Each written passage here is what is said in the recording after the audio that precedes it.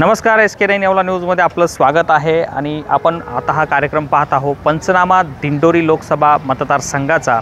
आपण येवला तालुक्यातल्या प्रमुख गावांमध्ये जाऊन नागरिकांचे काय समस्या आहेत, त्यांचं काय म्हणणं आहे, कोणत्या उमेदवाराला ते पसंती देणार यांची मतं जाणून घेत आहोत।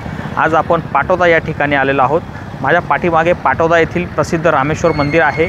या ठिकाणी आपण आज पाटोदा गावाच्या नागरिकांचं काय म्हणणं आहे, त्यांचं जन्मत कोणाच्या बाजूने आहे ते आपण पाहणार आहोत। चला तर पाहूया पंचनामा SK9चा।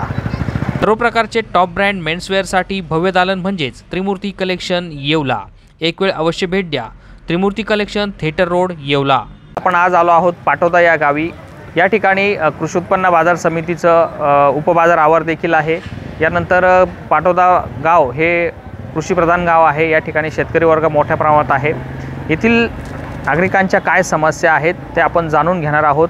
या ठिकाणी दिंडोरी लोकसभा मतदारसंघाचा पंचनामा या कार्यक्रमाच्या दरम्यान आपण इथे आलेलो आहोत। काय येथील नागरिकांच्या समस्या आहेत मला सांगा। येथील ज्या खासदार आहेत, विद्यमान खासदार भारतीताई पवार यांनी काय कामं केलीत आणि त्या सुशिक्षित देखील आहेत, भगरे सर देखील सुशिक्षित आहेत। आपण नेमके आता कोणाला मतदान देणार? सर, असा प्रश्न आहे की जवळजवळ 5 वर्ष झाले भारतीताई अजून पाटोद्याला जेव्हा निवडून गेल्यानंतर पाहिलं तर 5 वर्षानंतर इकडं बिरकून बी बघितलं नाही। त्यामध्ये सर्वात महत्त्वाचा हा कृषीप्रधान देश म्हणजे हा कांद्याचा आपला मतदारसंघ आहे। भारतीताईंना कांद्याच्या बाबतीत कोणत्याच प्रकारे तिला उठाव केला नाही। आज माझा शेतकरी कोणत्या परिस्थितीत कांदा काढला, तो कांदा आजही 1500-1600 आणि आता ते सांगतायत की कांद्याची निर्यात खुली केली। आता फक्त हे गाजर दाखवलेलं आहे विलक्षण पुरतं, म्हणजे त्यामध्ये कोणताही बेनिफिट शेतकऱ्याला होणार नाही। कांदा संपून गेला आणि आता निर्यात खुली केली। त्यामुळे यावेळेस 100% आम्ही मागच्या वेळेस भारतीताईचं मी स्वतः खंदा समर्थक म्हणून प्रचार करेले। मी अनेक सभात गाजवल्या भारतीताईच्या, मॅडम असो मी असो, आम्ही दोघांनी स्वतः प्रचार केलेला आहे आमच्या गाडीमध्ये न डिझेल घेता। कारण आम्ही हिंदुत्ववादी असल्यामुळं का नाही आपल्याला भारतीताईला मदत करायची, परंतु भारतीताईंना भ्रम निराशा केली का या शेतकरी वर्गाचा कांद्याचा असो द्राक्षाचा असो याबाबत त्यांनी कोणताही प्रश्न उठवला नाही। तुम्ही कामाच्या बाबतीत विचारलं, त्या बाबतीत खासदार होते, कर्तव्य आहे। निधी हा येतो, गावोगावी निधी येतो, परंतु त्या प्रमाणात या ठिकाणी निधी आलेला नाही आहे। खासदार केंद्राचाही निधी आलेला नाही आहे, बऱ्याच स्कीमा या ठिकाणी होत नाही। त्यामुळे या ठिकाणी निश्चित यावेळेस भारतीताईला विरोध करून आम्ही सगळे ग्रामस्थ हे बगरे सरांमागं उभे राहू। कारण या ठिकाणी बगरे सर त्या ठिकाणी तरी कांद्याचा प्रश्न मांडतील किंवा शेतकऱ्यांचा प्रश्न त्या ठिकाणी ते उठाव करून माझ्या शेतकरी राजांना न्याय मिळेल असं या ठिकाणी आम्हाला वाटतं। एकीकडे मोदीजी म्हणताय की आपकी बार 400 पार। जर केंद्रात भाजपची सत्ता आली आणि तुमचे खासदार बगरे निवडून गेले तर बगरे हे कसे मत मांडणार? नाही, त्यांचं आता जो स्वप्न आहे त्यांना 400 पार ते हुकुमशाही पद्धतीनं सांगतात। ठीक आहे, आपण म्हणतो नाही मोदी सरकार नाही, भारत सरकार आपल्याला पाहिजे वरती। ते मोदी सरकार म्हणजे ते त्याचं मालकाचं सरकार नाही आहे ना। अनेक ठिकाणी ते काय म्हणतात मोदी सरकार, मोदी आता इकडं कैलास सरकार मी म्हणाल का माझी कैलास ग्रामपंचायत त्यांनी आता सध्या कसं केलं, मोदी सरकार म्हणजे ते त्यांचं प्रायव्हेट लिमिटेड ते सरकार तयार केलेलं आहे। म्हणजे केंद्र शासनावर जास्त रोष 100% आता रोष आहे। काय सांगाल एक तरुण शेतकरी म्हणून, ज्या तुम्ही सुशिक्षित देखील आहात, एक काय वाटतं तुम्हाला कोण निवडून आलं पाहिजे आपल्या दिंडोरी लोकसभा? यावेळेस 100% बदल झाला पाहिजे। आम्ही इडून मागं भाजपलाच मतदान केलं, पण शेतकऱ्याचं एवढं अवकाळ आहे का मुलांचे शिक्षण करायचे का आई बापांना सांभाळायचं याच्यातच आम्ही। आणि त्याच्यात पाणी नाही, पाटाला पाणी टायमिंगवर नाही। ज्यावेळेस पाणी पाटाला सोडायचं त्यावेळेस 15 दिवस लेट झालं, कांदे बी जळून गेले। आज 1200 रुपये विकते ते कांदे, खर्च झाला 2000 रुपये। मग कसं करायचं शेतकरी सांगा? तुम्ही एक व्यापारी देखील आहात आणि तरुण देखील आहात, काय वाटतं तुम्हाला? एक भारतीताई पवार या डॉक्टर आहेत, भगरे सरी शिक्षक आहेत, दोघांमध्ये कोणाचं पारडं जड आहे आणि यापूर्वी भारतीताईंनी काही काम केले आहेत का आपल्या मतदारसंघात? भारतीताईंनी थोड्याफार प्रमाणात कामं केले, पण आज ग्रामीण भागात शेती हा महत्त्वाचा मुद्दा राहतो। शेतीमालाला योग्य बाजारभाव याच्याकरता उठाव करणं गरजेचं होतं। इथून मागं म्हणजे सर्वांनीच BJPला मतदान केलं, पण बदल हा होतच असतो। यावेळेस लोक बदलाच्या दिशेने म्हणजे शेतीमालावर लक्ष देणं गरजेचं होतं। शेतकऱ्यांना पाहिजे त्या प्रमाणात मोबदला भेटला नाही, कष्ट करून मोबदला न भेटल्यामुळं यावेळेस बदलाचं वार आहे, एवढंच मी सांगू इच्छितो. नाही, एकीकडे राम मंदिरचा मुद्दा आहे, त्याच्यानंतर कलम 370 आहे. हे मुद्दे पुढे करून भाजप आपला प्रचार करत आहे आणि त्यामुळे कदाचित ग्रामीण भागात शेतीप्रधान असल्यामुळं ठीक आहे, परंतु शहरामध्ये हेच मुद्दे पुढे करून राजकारण केलं जात आहे किंवा मतं मागितले जातं, यावर काय सांगा? ठीक आहे ना, ते पण महत्त्वाचं आहे. राम मंदिर 307 कलम तर त्याच्याबद्दल तर वाद नाही, पण मग ग्रामीण म्हणजे भारत हा कृषीप्रधान देश आहे.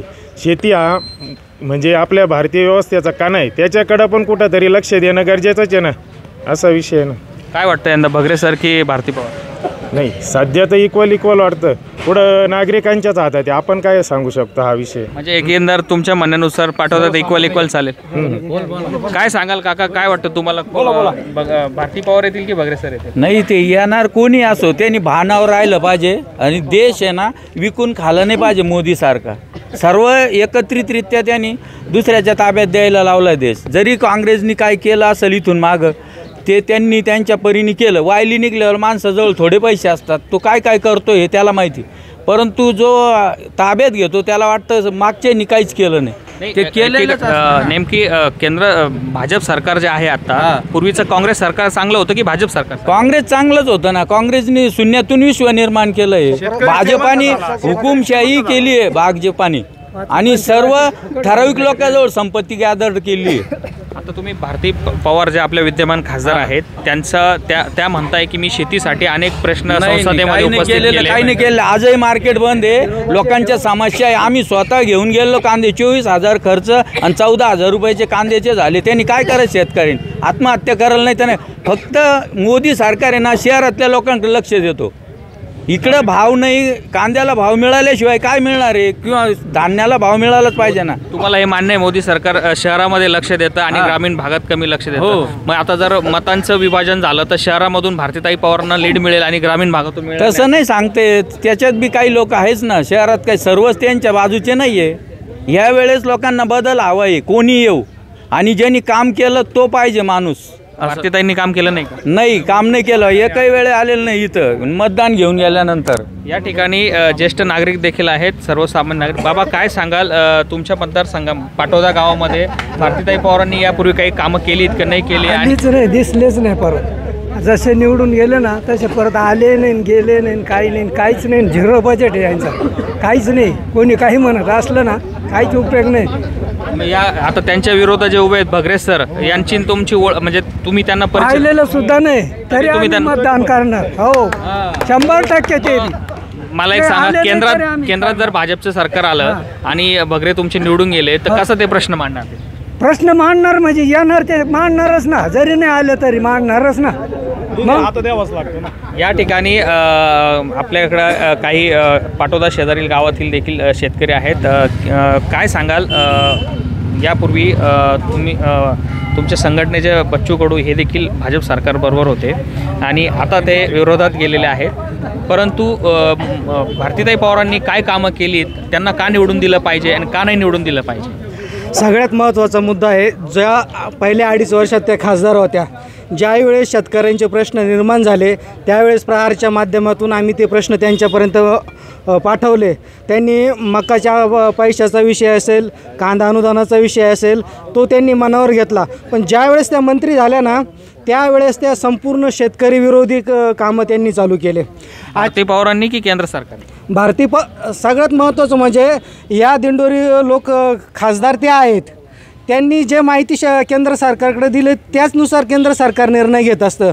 मग कांदा उत्पादक पट्ट्यातल्या त्या खासदार आहेत, त्यांनी कांदा पिकाविषयी पूर्ण चुकीची माहिती केंद्र सरकारकडे दिली.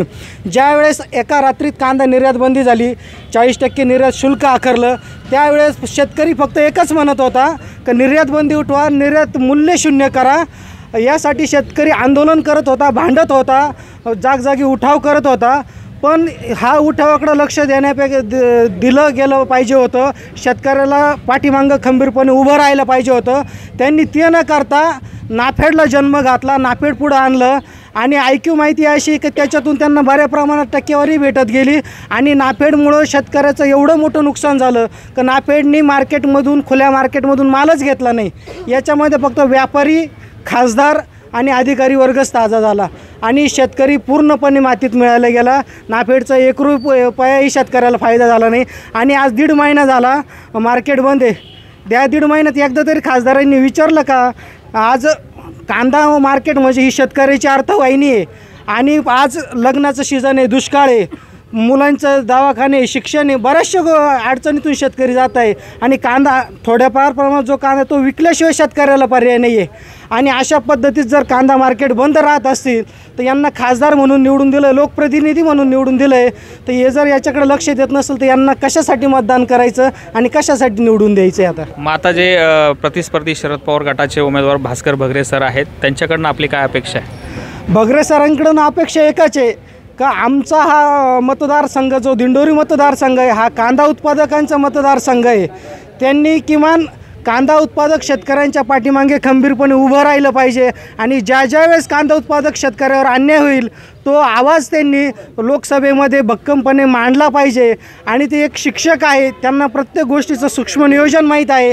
त्या नियोजनानुसारच त्यांनी शेतकऱ्याच्या पाठीमागं उभं राहून शेतकऱ्याला कसा न्याय भेटेल यासाठी प्रयत्न केला पाहिजे. या ठिकाणी वारकरी संप्रदायाचे देखील काही नागरिक आहेत. महाराज मला एक सांगा, एकीकडे मोदी सरकार हे हिंदुत्वाचं पुरस्कार करतं, जनता कृषी शेतकरी त्यांच्यावर नाराज आहेत. भारतीताई पवारांनी यापूर्वी काय कामं केले असतील नसतील, परंतु एक हिंदुत्ववादी म्हणून आपण कोणाला मतदान करतो? शेतकऱ्याचं जे सरकार असेल त्यालाच मतदान केलं पाहिजे. हल्ली शेतकऱ्याचा विचार करणारं कोणतंच सरकार नाही. आता शेतकऱ्याचा विचार करणारं जे सरकार असेल त्यांना मतदान करावं अशी अपेक्षा आहे, दुसरं काही नाही. पण शहरी भागामध्ये आता तुमचं राम मंदिर झालं, कलम 370 हटवला आहे, या अनेक कामं हिंदू धर्मासाठी केंद्र सरकार मोदी सरकारने केली. पण त्याकडे पाहून आपला वारकरी समाज कोणाच्या पाठीमागे? मोदी साहेबांनी राम मंदिर केलं हे एकदम बरोबर आहे. आजपर्यंत राम मंदिर कोणीच केलं नाही, पण मोदी साहेबांनी राम मंदिर केलं आहे ही गोष्ट एकदम चांगली. पण मोदी साहेब शेतकऱ्याकडे विचार करायला तयार नाही. हल्ली मोदी साहेब फक्त शहरातल्या लोकांना फ्री खाऊ घालायचं, फ्री पिकाचं द्यायचं त्यांना, पण शेतकऱ्यांना किती कष्ट करून हे शेतकरी हे पीक पिकवतो हे विचार करायला आज कोणीच तयार नाही. तुमचं म्हणणं आहे की थोडक्यात शेतीमालाला भाव नाही म्हणून तुम्ही नाराज आहात? हा, शेतीमालाला भाव नाही म्हणून नाराज आहे.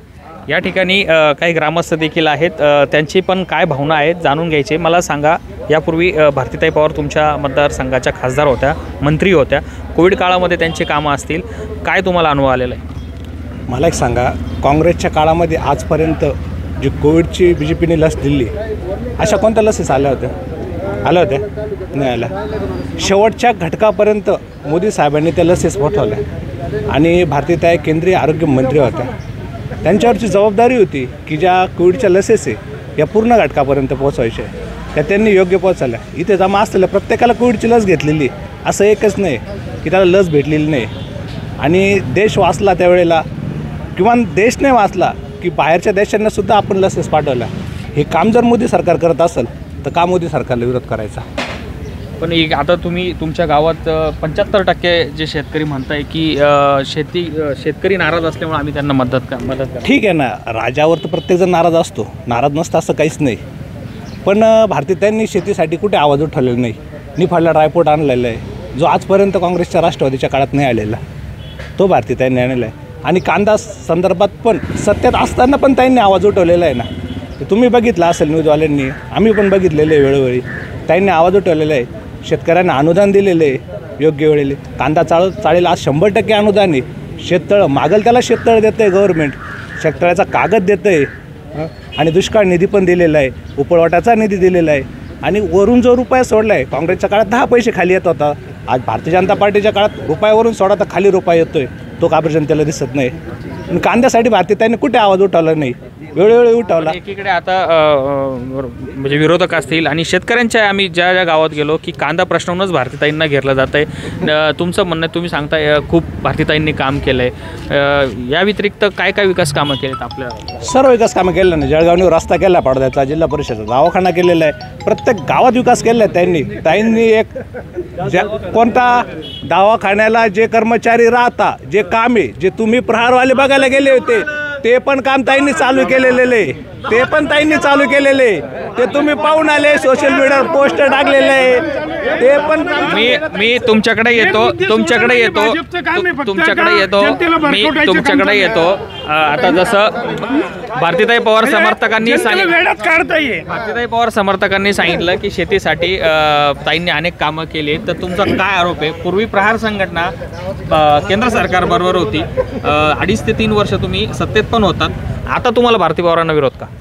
सर्वप्रथम मी तुम्हाला हे सांगू इच्छितो की आम्ही सरकारबरोबर फक्त उद्धव ठाकरे सरकार ज्यावेळेस होतं त्यावेळेस होतो प्रहार म्हणून, आणि त्यानंतर शिंदे सरकार, शिंदे साहेबांबरोबर भाजपबरोबर प्रहार कधीही गेलेलं नाही आहे, हे लक्षात घ्या. फक्त युती तर त्यांच्या सोबत होती ना, शिंदे सरकारला पाठिंबा जो आमच्या आदरणीय बच्चूभाऊंनी दिला तो फक्त आणि फक्त दिव्यांग मंत्रालयाची निर्मिती व्हावी यासाठी तो पाठिंबा दिला, म्हणून ना आम्ही शिंदे सरकारमध्ये सहभागी झालो, ना कुठलाही पदाचा लाभ घेतला. आणि दुसरी गोष्ट, तुम्ही जो आता प्रश्न विचारला, कोणता विचारला? भारतीताई पवार यांनी काय कार्य केलं आणि तुम्ही आता त्यांना निवडून देणार की नाही, हा सरळ प्रश्न आहे. भारतीताईंनी ज्यावेळेस फक्त खासदार होत्या सुरुवातीच्या काळामध्ये, मी स्वतः त्या नाफेडची आपलं मकाची खरेदी असेल, ते पोर्टल बंद पडलेलं असेल, ते पैशाचा प्रश्न असेल, स्वतः भारतीताईंशी संपर्क साधून, त्यांच्या PNशी संपर्क साधून आम्ही ते कामं केले. त्यांनी आम्हाला त्यावेळेस क्विक रिस्पॉन्स दिला. हे बा, जे कामं केले ते मानलेच पाहिजे. परंतु भारतीताई ज्यावेळेस मंत्री झाल्या आणि मंत्री झाल्याच्या नंतर जे कांद्याचे प्रश्न वेळोवेळी निर्माण झाले, या कांद्याच्या प्रश्नामध्ये भारतीताईंनी, ठीक आहे, आज एक व्हिडिओ व्हायरल होतो आहे, भारतीताईंनी संसदेत तो प्रश्न मांडला, आम्ही मान्य करतो, पण त्यातून रिझन काय भेटलं? काहीच नाही. आणि आज रात्रीतून ज्यावेळेस डिसेंबर महिन्यामध्ये कांद्याची निर्यात बंदी लादली गेली, 4,500 रुपयाचा कांदा तुमचा 1,500 रुपयावर आला, 3,000 रुपये आपलं 30 रुपये किलो मागं शेतकऱ्यांचं नुकसान झालं. हे जे आज बोलत आहे भारतीताईंनी येऊ केलं, मोदींनी तेव केलं, हे आमचं नुकसान भरून देणार आहे का शेतकऱ्यांचं? आज एक शेतकरी, सर्वसामान्य शेतकरी किमान 2-2, 3-3 लाखाला लुटलाय यांनी. आणि काय ज्या आता तुम्ही शेतकऱ्यांचं एवढं तळमळीनं मांडताय, ज्या शेतकरी सन्मान निधी येतो त्याबद्दल काय सांग? शेतकरी सन्मान निधी यावं, नुसतं आम्ही एक 5 एकराचे शेतकरी यांना वर्षाला 18,000 रुपये GST भरतो नुसतं खतावर. तुमचं इतर असेल, ट्रॅक्टरचं टायर असेल, डिझेल पेट्रोल असेल, औषधं असतील, आज औषधांवर 18% GST आहे, प्रत्येक वस्तूवर GST आहे. जे अनुदानाचं म्हणता तुम्ही, आपण स्प्रिंकलर घेतो त्याची मूळ किंमत जी आहे, मग त्याच्यावर 7,000 रुपये GST लावतं आणि 13,500 रुपये अनुदान देतं. कोणत्या गोष्टी करता या अनुदानाच्या? थोडक्यात तुमचं म्हणणं आहे की जे शेती उत्पादनं असतील किंवा शेती उपयोगी ज्या वस्तू असतील किंवा शेतीमालावर जो GST लावला आहे तो हटवला पाहिजे. शेतमालाच्या, शेतीसाठी ज्या लागणाऱ्या ज्याही निविष्ट आहे, थेट ट्रॅक्टरपासून त्याला लागणारं डिझेल, त्या अवजारं असेल, खतं, औषधं, जे काही असेल, हे एकतर पूर्ण GST मुक्त करण्यात यावं. त्यानंतर पिकाला जो मोदी साहेबांनी कबूल केला होता, उत्पादन खर्चाच्या 1.5 हमी भाव द्यावा, 50% नफा धरून, आणि त्याच्या आत जर खरेदी मार्केटमध्ये होत असेल तर त्याची जबाबदारी इतर देशांप्रमाणे ही सरकारची खरेदी करायची. आणि जे आज प्रत्येक शेतमालावर जे निर्बंध मोदी सरकारने लादले, हे निर्बंध आज आपण, तुम्ही म्हणता ना एक देश एक बाजारपेठ, मी त्याच्या पुढे जाऊन म्हणेन एक देश एक बाजारपेठ नाही आहे. ज्या वेळेस काँग्रेसच्या काळामध्ये डंकेल प्रस्ताव स्वीकारला गेला, त्याच वेळेस त्या प्रस्तावामध्ये हे झालं आहे का एक देश नाही, एक जग एक बाजारपेठ, अशी त्यात तरतूद आहे. पण आपलं मोदी सरकार ज्यावेळेस आल्यापासून आहे ना, किती अवहेलना करावं शेतकऱ्यांची. 10 वर्षामध्ये 22 वेळा कांद्यावर निर्यात बंदी लादली या सरकारने. पण शेतकरी यांचं दुश्मन आहे का? आणि कांदा जर नाही खाल्ला असा, कोण असं आहे का मला दाखवा ना या जगामध्ये का कांदा खायला मिळाला नाही म्हणून मेला? मला एक सांगा, यापूर्वी भारतीताई पवार खासदार होत्या, आता त्यांना प्रतिस्पर्धी उमेदवार शरद पवार गटाचे भगरे सर उभे आहेत, भास्कर भगरे सर, दोघेही सुशिक्षित आहेत. मात्र भारतीताई पवार पेशाने डॉक्टर आहेत. कोविड काळ आपण सर्वांनी जवळून पाहिला आहे, अतिशय मृत्यूचं तांडव होतं. त्यावेळेत भारतीताई पवारांचं काम हे कसं होतं? काम तर आता ते चांगलंच होतं, पण आम्ही शिल्लक गोष्टी काही आता आमच्या स्थानिक लेवलला वेगळा विषय राहतो. आता आम्ही सबस्टेशनचा विषय, इकडं लाईटचा असा विषय की 12 गावचं आमचं इतकं परेशान होईल का लाईटचा प्रश्न इतका डेंजर होईल का त्या प्रश्न आम्ही पत्र दिलं होतं भारती पवारांना. त्यांनी आजपर्यंत अजून त्याची दखल घेतली नाही. पूर्ण 12 गावचा विषय लाईटच नाही चालत. जर अशा क्षुल्लक गोष्टी या विषय जर मांडत नसतील, ते जर होत नसेल या गोष्टीत, कशासाठी हे लोक इकडे येतात? फक्त मतदानासाठी यायचं, निघून जायचं, मोकळं व्हायचं. स्थानिक प्रश्न देखील आहेत, काही आरोग्याचा प्रश्न आहेत. मी पुन्हा त्यांच्याकडे येतोय. लाईटच्या संदर्भात काय संदर्भात माननीय देवेंद्र फडणवीस साहेबांनी पिंपरी ठाणगाव क्षेत्रामध्ये 60 ते 70 एकर क्षेत्र बघितलेलं आहे किंवा सोमटांदेश हद्दीमध्ये. त्या क्षेत्रामध्ये सोलर पॅनल बसवण्याची व्यवस्था चालू आहे. जे MSCBचे इथले इंजिनियर तुम्हाला योग्य मार्गदर्शन करून सांगतील पण सर्वांना की जी सोलर पॅनल बसवल्याने आपला पाटोदा सबस्टेशन असं होणार आहे की जे शेतकऱ्यांसाठी पूर्ण दिवसाचे 8 घंटे लाईट होणार आहे आणि वेळेत लवकरात लवकर ती योजना पूर्ण होणार आहे. काय वाटतं तुम्हाला यंदा कोणाला निवडून दिलं पाहिजे? नाही, भगरे सरांना निवडून देऊन काय करणार? विरोधकांचा प्रश्न कोण ऐकणार? सत्तेत तर BJP येणार. कसं म्हणता तुम्ही? एकंदरीत आम्ही आता फिरतोय सर्वीकडे, आम्हाला मोदी विरोधी लाट दिसते. तुम्ही म्हणता नाही, मोदी विरुद्ध लाट नाही हो, ही फक्त तुम्ही मीडियावाल्यांनी किंवा काही लोकांनी केलेली लाट आहे, असं नाही. मोदी विरुद्ध लाट नाहीच आहे. मोदी विरुद्ध लाट असते तर 2 सीटं कसं काय गुजरातमध्ये बिनविरोध निवडून आले असते?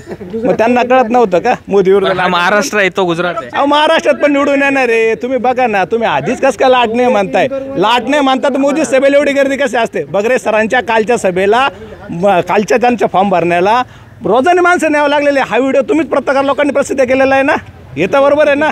तसं मला एक सांगा, निर्माण केलेला आहे तो. येतो तुमच्याकडे येतो.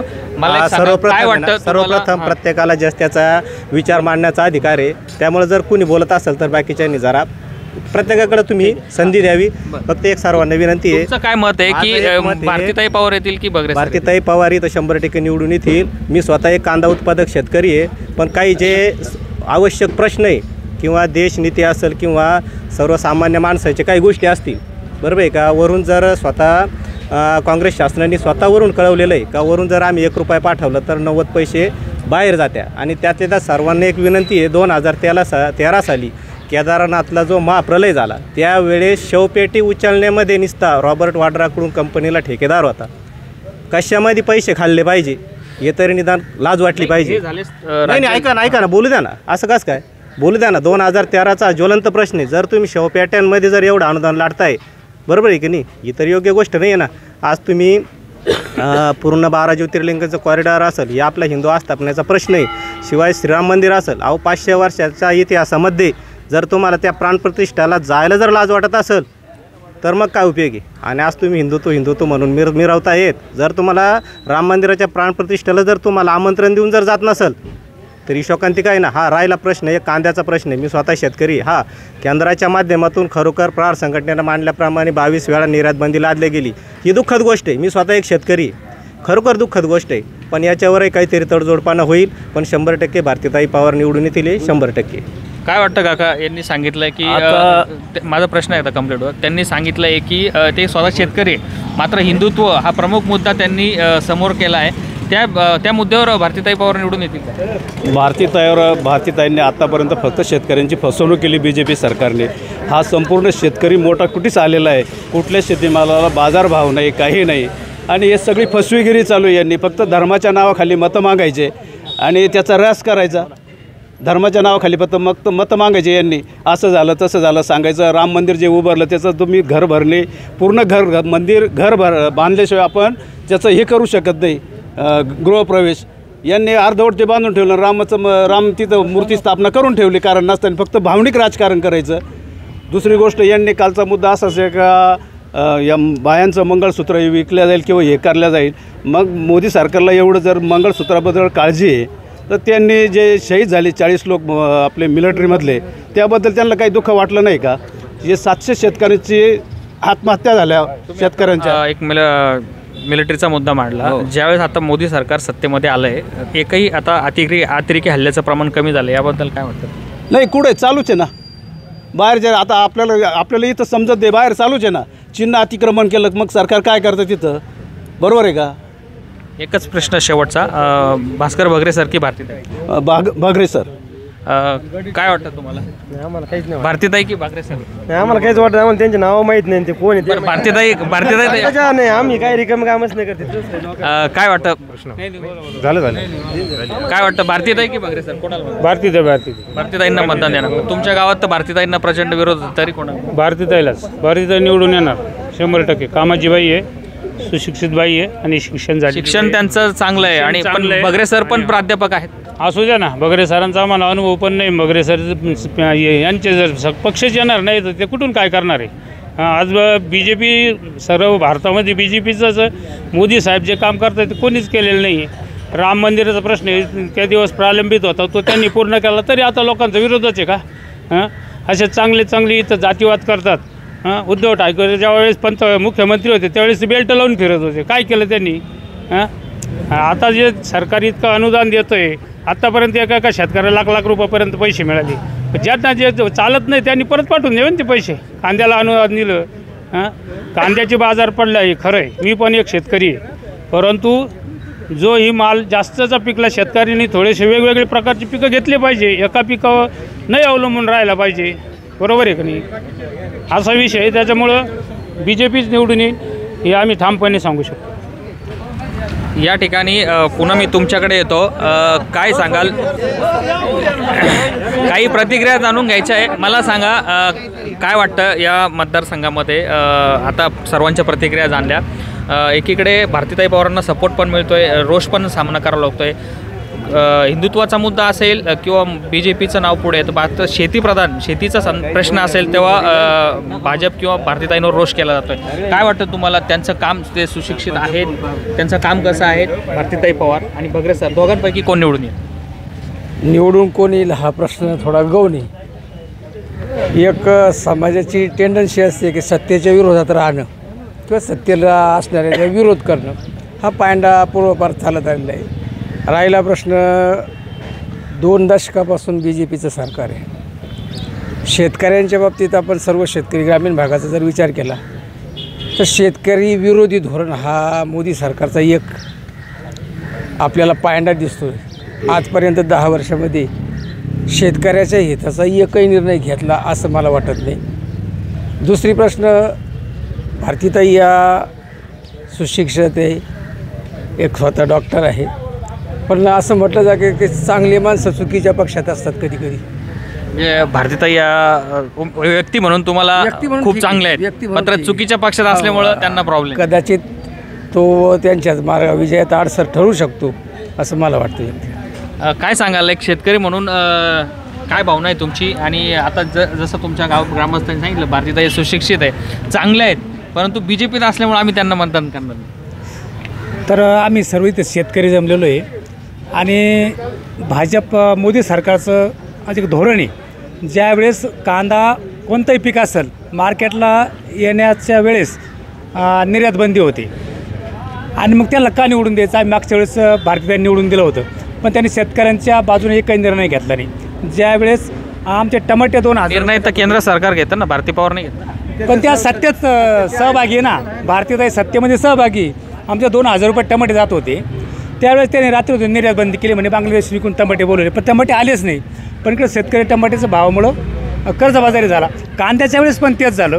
कांदा ज्यावेळेस 3-4 हजार रुपये जात होता आणि कोणी मीडियानं कोणी मागणी केली नव्हती का निर्यात बंदी करा, काही करा, पण त्यांनी रात्री निर्यात बंदी केली आणि शेतकऱ्याचं कंबाडं मोडलं. आता तर निर्यात बंदी उठवली, काल परवा बातमी आल्या. ही पहिली बातमी आणि फेक बातमी. निर्यात बंदी उठवलीच नाही. उठवली असते तर कांद्याचे भाव वाढले असते. ती फक्त गुजरातकरता वाढवली का म्हणे सफेद कांदे आहे तिकडं, मग पण ती तिकडं वाढवली सर, पण त्याचा आम्हाला उपयोग काय त्याचा? आणि आता आमचे कांदे संपले. काय वाटतं, भारतीताई की बगरे सर? एकाच शब्दात उत्तर, भारतीताई की बगरे सर? आता तुम्ही ज्या पक्षाचे, तुम्ही राष्ट्रवादी काँग्रेस, माझ्या मते भुजबळ गटाचे समर्थक आहात. भुजबळ साहेबांनी भारतीताईंना 1 लाख मतांनी निवडून देतो असा निर्णय दिला आहे, काय वाटतं तुम्हाला? तसं तर भुजबळ साहेबांनी कालच सांगितलं आहे का शरद पवार आणि उद्धव साहेबांची सहानुभूतीची लाट आहे. याच्यावर काय होऊ शकतं आता तुम्ही समजून घ्यायचं. काय वाटतं? मी आता सर्वांना एकाच प्रश्न विचारणार, त्याचं एकाच शब्दात उत्तर द्यायचं आहे. पवार की बगरे? बगरे सर. पवार की बगरे? बगरे सर. पवार की बगरे? भारतीताई सोडून कोणीही चालेल. भारतीताई सोडून कोणी चालेल, मात्र बगरेंना तुम्ही मतदान देणार नाही? बघरे नाही ते टायमिंगवर ठरवू आम्ही. पवार की बघरे? कोणी चालेल ना, भारतीताई सोडून. पवार की बघरे? बघरे. भारतीताई की बघरे? बघरे सर. काय वाटतं, बघरे सर की भारतीताई? बघरे सर.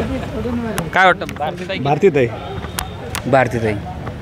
हे सगळे मंत्रालयाचे सत्तेकार तर सगळेच पक्ष, सगळे नोटच्या बटनाला. काय वाटतं पण दोघांपैकी कोणाला निवडून? कोणालाच नाही पक्ष. तुम्ही नोटा बदल यांचं सगळ्यात पहिले स्वागत करा टाळ्या वाजवून. यांनी नोटा पहिले आम्हाला प्रतिक्रिया मिळाली की ते वैतागलेत राजकारणाला, नोटा बदल थांबणार आहे. भारतीताई की भारतीताई पवार? भारतीताई की बघरे? काहीच नाही अजून. तुमचं मतदान गुपित आहे. गुपित आहे, गुपित. चला, आज आपण नागरिकांच्या प्रतिक्रिया जाणून घेतल्या. संमिश्र अशा प्रतिक्रिया आल्या. एक गट भारतीताईंच्या बाजूने आहे, शेतकरी आणि प्रहार संघटना ही भाजपच्या अर्थात विरोधात आहे. काहींचं मत असं आहे की भारतीताई व्यक्ती खूप चांगल्या आहेत, मात्र भाजपमध्ये असल्यामुळे आम्ही त्यांना मतदान करणार नाही. त्यांचं कामही कोविड काळ असेल, अनेक कामं असतील. आता भगरे सरांचं काम काय आहे हे आपण जाणून घेणारच आहोत. मात्र येणाऱ्या 20 मेला मतदार राजा कोणाला आपला कौल देणार हे तर आपल्याला निकालाच्या दिवशीच समजणार आहे. कॅमेरामॅन विलास कांबळेसह सुदर्शन खिल्लारे, SK9 येवला न्यूज. चुकीच्या जीवनशैलीमुळे आपले वजन वाढले आहे का? BP, थायरॉइड, हृदयरोग, गुडघे दुखणे, अपचन अशा समस्यांनी आपण त्रस्त आहात का? यावर एकच उपाय. वेलनेस येवला क्लब घेऊन आले आहेत. वजन कमी करा अथवा वाढवा. प्री वर्कआउट, तेही संतुलित आहार व योग्य मार्गदर्शन सोबत. आजच प्रत्यक्ष भेट द्या अथवा स्क्रीनवरील नंबरवर संपर्क करा. येवला वेलनेस क्लब, ठिकाण उत्तमराव पाटील शिंदे प्लाझा, स्वामी समर्थ केंद्रासमोर, Paregaon road, Yeola. Mobile mobile mobile, अरे मोबाइल बोले तो SS मोबाइल. स्मार्टफोन ब्रँड असो कोणताही, खरेदी मात्र SS मोबाइल मध्येच. मोबाइल मोबाइल मोबाइल, अरे मोबाइल बोले तो SS मोबाइल.